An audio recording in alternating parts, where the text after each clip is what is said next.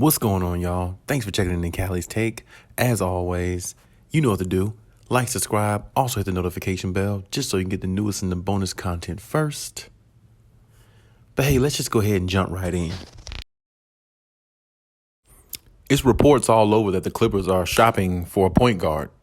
And I can understand why. I really do. I mean, I've said before, a true point guard is really what they need. They need somebody that can set the offense up and get everybody in their spots and get everybody in their spots to be the most effective. They thought they would get that with Rajon Rondo just last season, but they couldn't because either he's washed or he's just a locker room detriment type player that players just don't deal with. And as I said before, the incident he had with Kawhi Leonard on the court is not one that he was ever going to live down. First of all, you're not better than Kawhi Leonard. You never was better than Kawhi Leonard. And you being at your peak at Rajon Rondo was a little bit above average. Wasn't even actually a great player. Wasn't even looked at as a superstar. You were just on good teams that allowed you to play well to help win a championship. You weren't really 100% solely the reason why.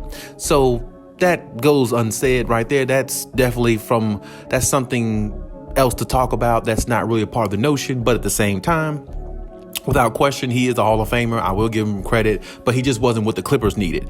But at the same time, you got to look at it like this. The Clippers do need a point guard. They need somebody that can set the offense and be the anchor of the offense and allow other players to play their position naturally and play it at a higher level. Because even though the Clippers have Reggie Jackson, players like that, Reggie Jackson really isn't a point guard. He is a shooting guard. He's always predominantly been that in the league since he's been in it. He's played point guard roles because he's able to do it, but really he flourishes more as a shooting guard. That's just the position he plays better at for some reason. That's because that's naturally what he does.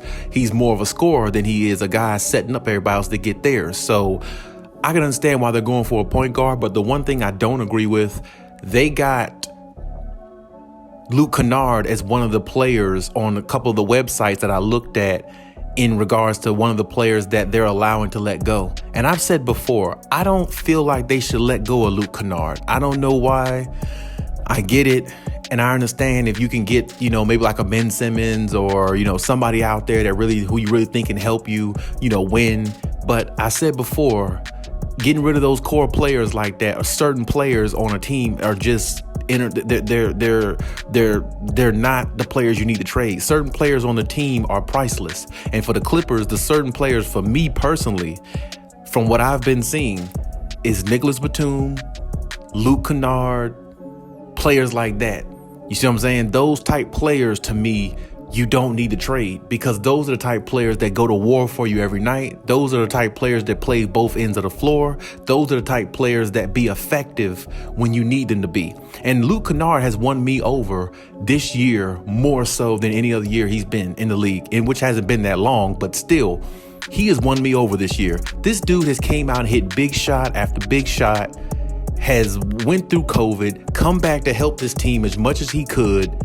And he's been big for the Clippers, this year. For them to even think about trading him, and I don't know if that's 100% set in stone. A lot of things could be said, online or anything like that. So you have to take some of that stuff with a grain of salt. And I definitely understand that. But if they trade Luke Kennard, I promise you this team won't be the same. Because he's just one of those type players from what we've seen, especially these last couple of months, that he can really help you do a lot of good things.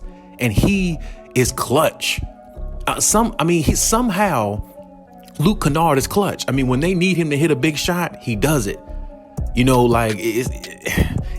he comes out there and gives them everything they need in regards to a player giving 110%, knocking down big shots, having big scoring nights. And he's asked to do this while Kawhi and PG is not there. And he's answered the call most nights. Most nights when you look on the stat sheet, if he gets like 20 plus minutes, or something like that when he plays, he has 15 to 20 plus points. When he gets the green light to shoot more. When he gets the green light to shoot, Luke Kennard produces points. And for them to actually look at him as one of the candidates, I think that's really wrong if that's what they're going to do. And I feel like that's one of those situations they're going to regret. I feel like they lost a lot with Patrick Beverley. Now you're trading core players like this who's actually coming through for you. Now, Marcus Morris is another name out there. Serge Ibaka is another name out there. Eric Bledsoe is another name that they have. Okay, I can see those players. Maybe not so much Serge Ibaka either, because Serge Ibaka gives them versatility. And I understand the reason why they might want to look at moving Serge, because they don't know how healthy he's going to be. And maybe they don't see the Serge Ibaka from a couple years ago on Toronto. I can understand that, even though I would hate for them to trade him. But I can understand them doing that if they feel like they're going to get a substantial better piece. But I don't really see no point guard out there or no players out there that really can give the Clippers a better chance of winning than what they already really have. Because honestly, if they like Isaiah Hartenstein, which they do, he's a good backup point. He's a good backup center. You see what I'm saying? And even if you start him over Zoo, well, I mean, Zoo has nights where he shows up and he has many nights where he doesn't show up. So you still need Serge Ibaka there because you need that counterbalance. Now, I understand Serge Ibaka probably wants to play more minutes and be more a part of the offense. And that could be the reason why they're looking to move Serge Ibaka as well. But at the same time, you have to understand, you need a player with versatility. What makes the Clippers a unique team is their versatility on both ends of the floor. If you trade away those versatile both ends of the floor type players, now you're going to become more of a one-dimensional team, which makes it easier for teams to beat you in a 7-game series because they don't have to expend too much energy trying to figure out how to guard you, who's going to have a big night, and where's the scoring coming from if Kawhi and PG isn't on the floor. Because the Clippers have so much versatility and so much depth on offense and defense, that's what makes them a unique team. And that's what's made them a unique team up until this point that we're seeing now. And if they trade away those type players, now you become a one-dimensional type team, and it's easy for teams to figure you out then. When you play the Clippers in a 7-game series, you know why it's hard to beat them? You know why they're such a tough out for teams to beat them? It took the Phoenix Suns 6 games to beat them without Kawhi Leonard, not just because they had Paul George, but look at the other guys they have that could potentially go out there and put up big numbers. Terrence Mann put up a 39-point game. He could potentially go out there and have a big game. Luke Kennard has had 20-plus point games all this season, and had big shots, knocked down big threes. He could have a big game. Reggie Jackson could have a big game. Marcus Morris sometimes have, 20-plus points, a big game. And every now and then, Nicholas Batum does too. But on top of that, Marcus Morris, Nicholas Batum, Kawhi Leonard, Paul George, Terrence Mann, all two-way players. All of them could defend on one end of the floor, and all of them can put up points on the other end of the floor. Now, of course, Kawhi and PG could put up more points than everybody else because they're the superstars of the team. But what I'm saying is that's what gives a team versatility. You got 3 or 4 guys who can play both ends of the floor really well. I mean, really well. I mean, good enough to the point where it makes teams second guess their game plan going into playing a team like the Clippers in a 7-game series. But if you're giving away players that give you that versatility, you're going backwards. You really are. You already gave up Patrick Beverley. You already gave up a guy that was the heart and soul of your defense for Eric Bledsoe, who's somebody who comes off the bench and you don't even know what you're getting out of him half the nights. I mean, hell, you knew that Patrick Beverley couldn't score like that, but you knew what you was getting out of Patrick Beverley every night on defense. Last time I checked, defense wins championships.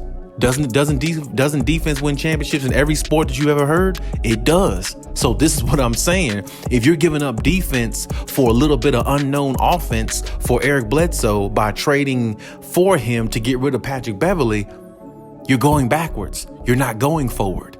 And this is the point with the Clippers. As an organization, you've got to figure out how to make the right moves. Life is like a chess game. If you don't make the right moves in it, you're going to go backwards in life. And that's what the Clippers have done pretty much throughout their historic run of being a team in the NBA, which is the reason why they never won a championship. Because the decision making that they've made, the recruiting staff or whoever has been there throughout all these years don't make the right decisions. I'm telling you, if they get rid of a player like Luke Kennard, it's going to change the team a whole lot. A lot of people may not see that, but like I said, sometimes it's those role players, it's those certain role players that actually help make a team as good as they are. Because think about it like this. If they didn't have Luke Kennard right now, How many games you think they would have won? Or how many, put it like this, if they didn't have a player like Luke Kennard, how many comeback wins you think they would have had? You think they would have came back against Denver? You think they might have came back against the Washington Wizards? The Nets? You see what I'm saying? The 76ers? All those games they came back, he contributed very, very well. So did Amir Coffey too. I got to shout out to him. He contributed very well too. So it's like when you have players that contribute in big moments like that, when a team back is against the wall, like the Clippers, like the Clippers back are against the wall right now because they don't have their superstars. Those type of players you don't trade because they have a lot of value. They're actually coming up big in big moments when they're not even expected to.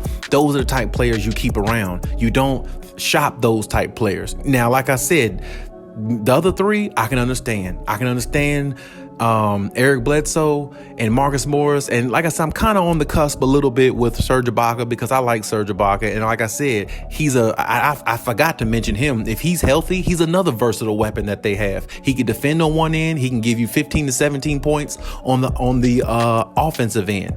So it's like when you're trading players like that have that type of value, if that's what you're going to do, you better get somebody back in return that's better than the talents that they have or just as good.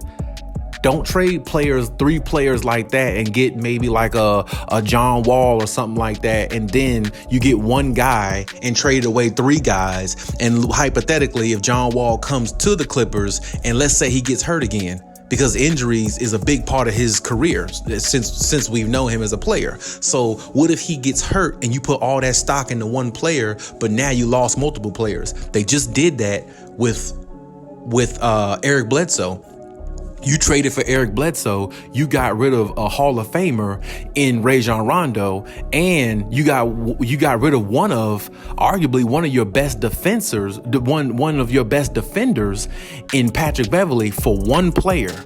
So you let go of two guys that are valuable for one player who's not even working out for you. And now you're looking into trading him now. And he didn't even make it a whole season with this team. And now he's on the cusp of possibly being a part of a trade. He didn't even get through a whole season yet. This is what I'm talking about. You can't make stupid decisions. Stupid decisions don't get you championships. It only gets you at the house watching another team lift up the trophy and win a championship.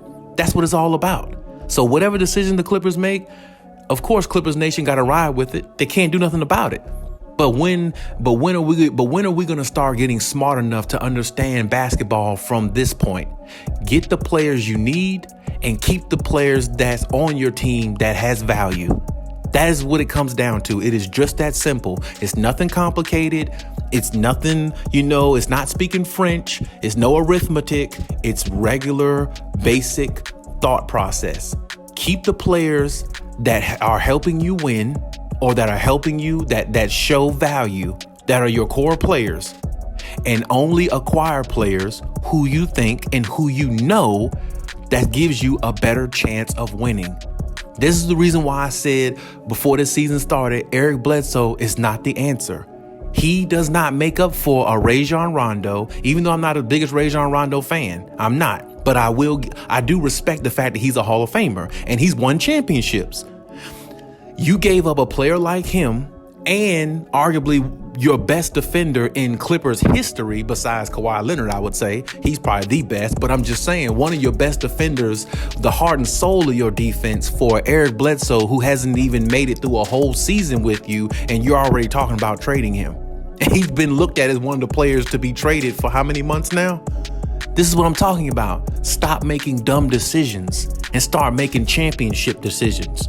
Because the other team on the other side of the floor that's in the same arena as you, they got 17 championships for a reason. You have none for a reason because you're making bad decisions. And apparently throughout the years, they've been making better ones. So this is my point. Clippers organization, you need to start making the right moves and start making them now. Because Kawhi Leonard is not going to be around forever. Paul George is not going to be around forever. They only got a 3-4 year contract. And I can tell you, after 2 years, 1 or 2 seasons, they can exercise looking into other places if they don't see the talent built around them the way it's supposed to be. And I can tell you this, if they trade Serge Ibaka I don't think Kawhi Leonard's going to be happy with that. Because honestly, Kawhi Leonard probably don't like many people. But that's one of the people that we know he actually does like off the court. I mean, have you ever seen the Serge Ibaka and Kawhi Leonard show when they were, well, not show, but it was on YouTube when, Serge was cooking for Kawhi Leonard. He tasted one of those dishes that Serge Ibaka does for a lot of other players. He actually likes Serge Ibaka, and he likes the fact that Serge Ibaka has high IQ for the game. And this is what I'm talking about. Kawhi Leonard said in the bubble when they imploded, he said high IQ coaches, high IQ players is what we need in situational basketball. If you trade away a high IQ player, then how is that going to make Kawhi Leonard happy? How is that going to make him want to stay? When you're bringing in pieces like Eric Bledsoe, who he knows doesn't have a high basketball IQ, who he knows can't help him win a championship. This is what I'm saying. You got to think about what your superstars want, because remember, they make up the whole team. If Kawhi Leonard leaves this team, the Clippers are not winning the championship. That's fact. So the point is, you got to keep him happy too. So don't keep making dumb decisions or anything like that that's going to, potentially have you possibly losing your best player because he doesn't have interest in the team anymore. I've seen things like that happen several times, many times in the NBA. Players get disinterested. They don't want to play no more because the front office is not doing right, and they leave. I mean, hell, didn't LeBron James do that with Cleveland a long time ago? Because they won't putting a winning environment around him? He went to the Miami Heat where he can win championships, not sit there and be the heart and soul of a team and don't never win a championship. That's not what this is about. We get into this business to win championships. We don't get in this business just to put up points. Points is good, but winning championships gets you remembered. And I think Kawhi Leonard is all about championships, because if he was all about stats, Kawhi Leonard would have won an MVP of the league by now. Kawhi Leonard basically gave away his rights to win an MVP because he load manages. Because he doesn't care about the regular season MVP. He cares about the finals MVP. And this is what the Clippers need to understand. Your moves better be pre-calculated, or otherwise Kawhi Leonard's not going to be there in the future. And if he's not there, the operation is over with. So whatever moves they make, if they decide to make any moves, albeit, do what you feel like you need to do. But you better make sure it's a damn good one, because getting rid of certain players that Kawhi Leonard thinks that can help them win is not going to make him happy, and it's not going to help the organization win. Because like I said, certain players on the Clippers just don't need to be traded. That's my opinion. You may feel differently, and I respect the fact if you do. I always respect all my Khaliis Take family's opinion. Every one of y'all who comment, I love you. I appreciate you. I always appreciate everything you put out there, and I'm letting that be known now. I always respect your opinion. But hey, respect mine as well. There's certain players on the Clippers that they just don't need to trade. Stop making mistakes. Start making the better decisions that's going to help you win. But hey, that's my take on the situation. You leave any comments in the comment section. Let me know what you think. As always, and hey, Cali out.